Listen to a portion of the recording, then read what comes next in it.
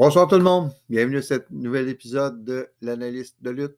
Ce soir, on regarde et on analyse les résultats de l'émission de SmackDown du 10 février 2023.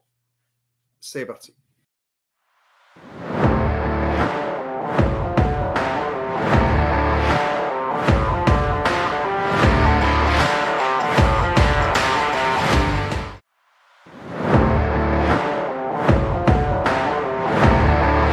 Donc, l'émission commence avec Paul Heyman qui est dans le ring et il mentionne que l'île de la relevance ou The Island of Relevancy est attaquée de tous bords, tous côtés, notamment à partir de SmackDown et de Raw. Bon, de SmackDown, c'est Sami Zayn, de Raw, c'est Kevin Owens. Et là, il parle des titres et de Roman Reigns. Il dit que sans les titres, sans les deux ceintures, il n'y a pas d'île. There's no island of relevancy. Il n'y a pas d'île de la relevancy. Il n'y a pas de Bloodline. Il n'y a pas de Paul Heyman. Et il n'y a surtout pas de Roman Reigns. Et là, on entend la foule qui prend vie un peu. Et on voit Sami qui arrive derrière Heyman.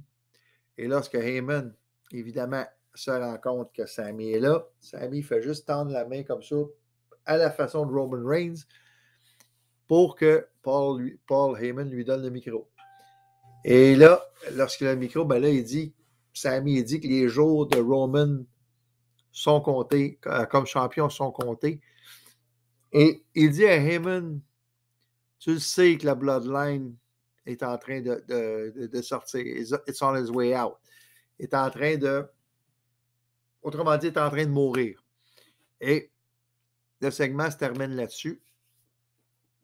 Donc, tout ça, c'est pour avancer encore plus l'histoire entre Sami et Roman en vue du Elimination Chamber de Montréal.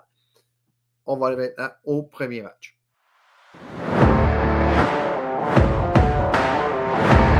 Donc, match numéro 1, Hit Row contre Sheamus et Drew McIntyre.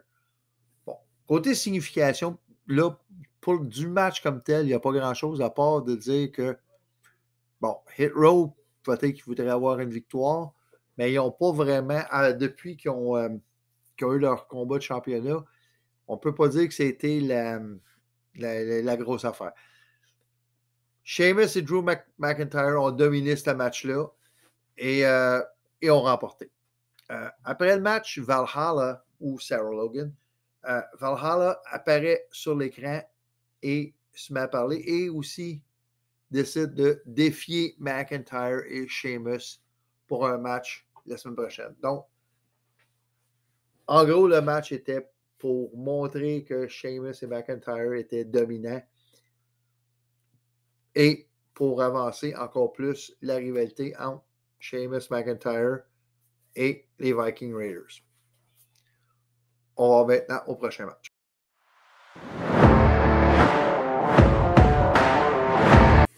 Donc, match numéro 2. Carmen Harris contre Lacey Evans. Bon. Ce match-là, c'était pour continuer d'établir le nouveau personnage, le Marine de Lacey Evans, tout simplement. Donc, elle était contre une lutteuse locale, Carmen Harris. Bon, évidemment, elle a juste été garochée là pour être massacrée, entre guillemets, par Lacey Evans, qui a gagné avec le Cobra Clutch. Bon, je l'ai déjà dit, je vais le redire encore. Les lutteurs indépendants qui vont faire un match à WWE de cette façon-là pour se faire squasher, même s'ils font un squash match, je m'en fous. Pour avoir été dans leur peau pendant 15 ans dans des fédérations indépendantes ici au Québec, ces gens-là ont tout mon respect. Pour être sélectionné pour aller à la WWE, pour faire un match, il faut qu'il soit bon, puis il faut qu'il ait été dans le collimateur de la WWE. OK? Déjà là. Peut-être qu'on va la revoir plus tard, là, on ne sait pas. Mais tout ça pour dire que ces gens-là qui luttent dans les indépendants, des fois, ils vont lutter devant des foules de 25, 30, 40, 50, 100 personnes. Personnellement, j'ai déjà lutté dans une salle, là, que, à part la famille, les amis, là, il y avait 5 personnes qui avaient payé leur billet, là. Et d'autres lutteurs vont, on va-tu se forcer pour. C'est juste 5 personnes? Non, non, non, tu comprends pas, là. Ces gens-là, ils ont payé leur billet, ils méritent d'avoir notre meilleure performance, pareil. Oui, on va essayer de ne pas se blesser, mais ils méritent d'avoir le même combat que s'il y en avait eu 2000, puis il y en avait eu 3000, puis il y en avait eu 4000 dans la salle, là. Fait que, moi, je respecte beaucoup les lutteurs indépendants pour en avoir fait partie pendant 15 ans, comme je disais. Et vous ne me verrez jamais, plus jamais, je vais dire, oh, c'est juste un jobber ou non. Je me fais un point d'honneur pour dire, essayer d'avoir le nom de la personne, même si on n'a pas le temps de le voir ben, ou on a de la misère à comprendre le nom. J'essaie d'avoir le nom de la personne qui est dans le ring avec la superstar qui va se faire, la personne dans le fond qui va se faire squasher. Non. J'ai fini là-dessus. Comme je disais, pour Lacey Evans, ben, c'était pour continuer à avancer son personnage. Passons maintenant au prochain combat.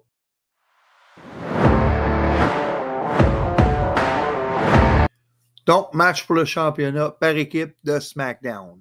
Les Usos versus Ricochet et Braun Strowman. Bon. Depuis le début de l'émission, on voyait Jimmy qui essayait d'appeler Jay pour dire « Hey, viens-t'en, tu sais, puis qu'est-ce qui se passe? Je veux te parler. » Il essayait de rejoindre pendant toute la journée, voyons, maudit. Donc, il a essayé de rejoindre Jay toute la journée sans succès. Quand c'était le temps pour le match, Jimmy est sorti tout seul.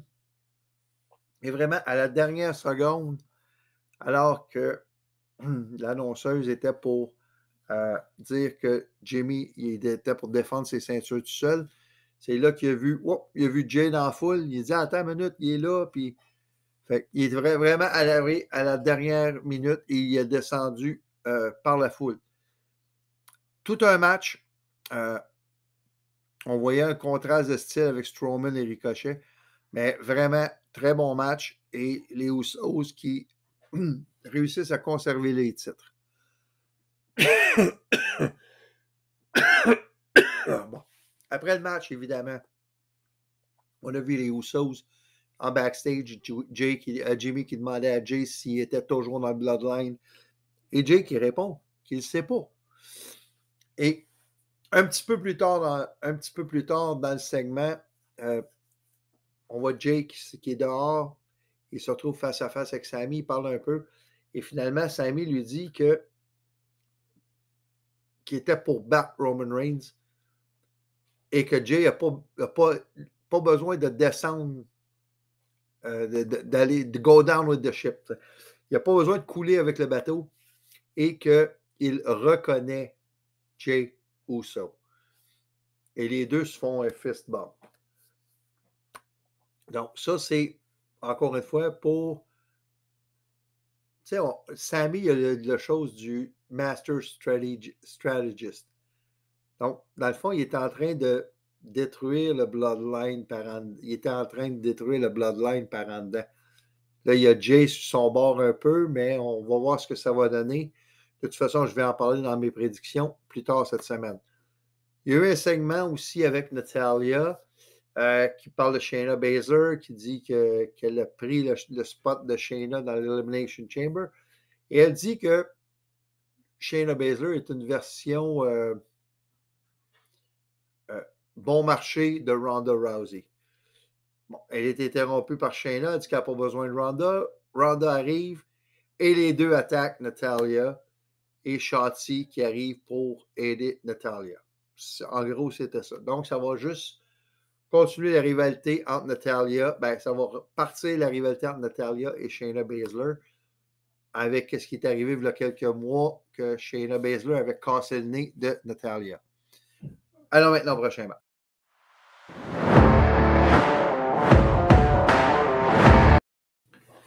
Match numéro 4. Chelsea Green et Sonia Deville contre Raquel Rodriguez et Liv Morgan. Bon. Petit match qui n'a pas une grande signification, d'après moi. On va parler un peu de Chelsea Green et Sonia Deville. Je les appelle je vais leur donner un petit nom de tag team, juste comme ça. Je vais les appeler les fatigantes. Sonia Deville qui est toujours en train de demander des opportunités au championnat de SmackDown semaine après semaine. Donc, elle est fatigante pour ça. Et Chelsea Green, de son côté, qui va voir Adam Pearce. Êtes-vous le manager de Raw? Êtes-vous le manager de SmackDown? Pareil comme ça disait, je me fous de ton apparence. Toi, t'es deux personnes différentes, même si t'es la même personne, whatever. T'sais. Et elle est toujours en train de demander des traitements de faveur, un vestiaire pour elle tout seul, des choses comme ça. Donc, elle est fatigante de ce côté-là. Raquel et Liv Morgan qui remportent le match, mais pendant le match, Deville qui frappe Green par erreur. Green frappe Deville par erreur, puis les deux, on voyait que ça ne leur tentait pas de faire équipe ensemble. Comme je disais, Rodriguez et Morgan qui gagnent le match. Et Chelsea Green, on va regarder un petit peu Chelsea Green. Présentement, depuis qu'elle est revenue, elle a le record pour la plus courte présence dans un Royal Rumble. Ensuite de ça, elle a perdu ses matchs jusqu'à maintenant.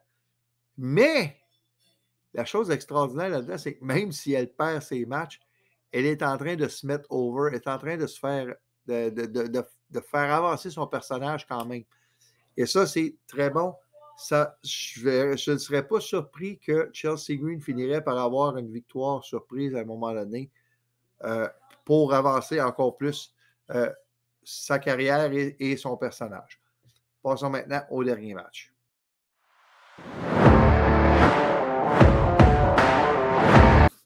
Donc, match quadruple menace pour déterminer l'aspirant numéro 1 au titre intercontinental détenu par Gunther.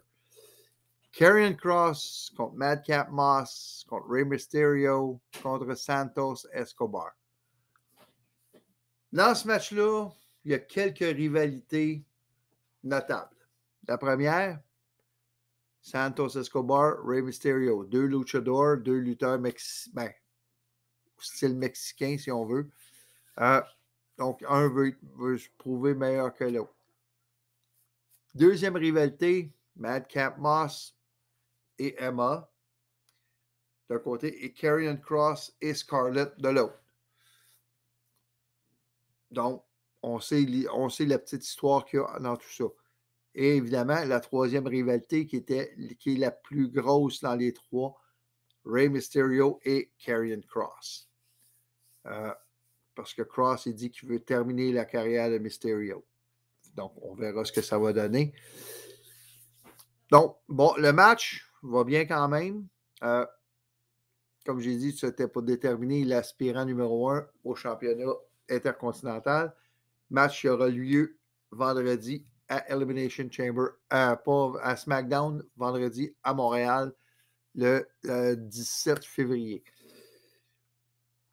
Kross, il réussit à placer son crosshammer sur Rey, mais il est lancé hors du ring par Santos Escobar et Madcap Moss qui en profite, faire son coup de coude de la troisième corde et remporter le match. Bon. Rey Mysterio, est-ce qu'il perd quelque chose? Non.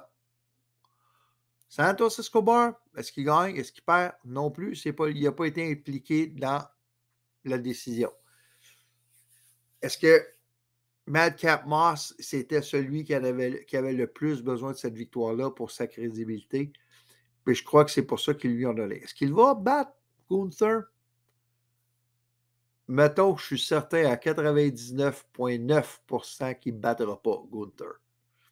Donc, vous avez ma prédiction en vue de SmackDown qui s'en vient vendredi. Karrion Kross, est-ce qu'il perd quelque chose? Pas vraiment. Et je m'explique pourquoi.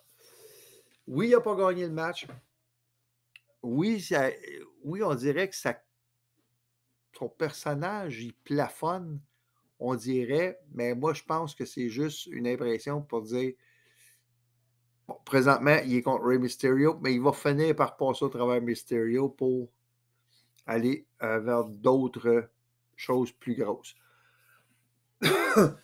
Maintenant, est-ce qu'il perd quelque chose? J'explique pourquoi je dis non.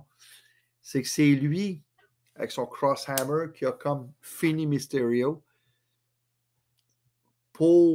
et Madcap Moss a juste profité de la situation. Il a fait son elbow de la troisième, parfait, mais le match était déjà plié à ce moment-là.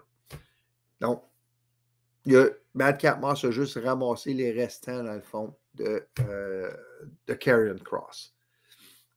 Donc, c'est tout pour l'émission du 10 février 2023 de SmackDown. On va voir maintenant, dans les prochains jours, je vais faire mon vidéo de Raw du 13 et je dois faire aussi mes prédictions en vue de Elimination Chamber et évidemment continuer à rattraper mes retards que j'ai pour ça. Donc, si vous aimez le contenu, ben, parlez-en à vos amis amateurs de lutte. Laissez-moi un like.